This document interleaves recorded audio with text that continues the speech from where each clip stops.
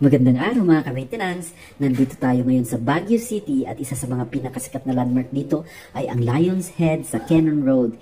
Isa nga ito sa unang babati sa mga bibisita dito sa Baguio. Habang umaakyat ka sa Cannon Road, makikita mo kaagad ang malaking ulo ng leon na nakaukit sa bato. Ang gandang tignan. Sana makapunta po kayo dito. Ang ganda po. At ayun nga po, at marami din po kayo makikita mga tanawin dito, mga sculpture, ganyan. At marami din po kayo mabibili ng mga souvenirs along the way po. Hindi po talaga kompleto ang pagpunta ninyo dito sa Baguio City kung hindi po kayo nakadaan dito sa Cannon Road na kung saan nandito yung malaking ulo ng leon. Lahat ng turista, maraming turista ang nandito po para magpa-picture lang dito sa leon na to.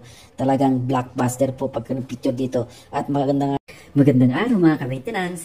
Nandito tayo ngayon sa Baguio City at isa sa mga pinakasikat na landmark dito ay ang Lion's Head sa Cannon Road. Isa nga ito sa unang babati sa mga bibisita dito sa Baguio.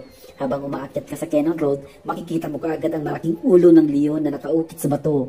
Ang gandang tignan. Sana makapunta po kayo dito. Ang ganda po. At ayun nga po, at marami din po kayo makikita mga tanawin dito, mga sculpture, ganyan.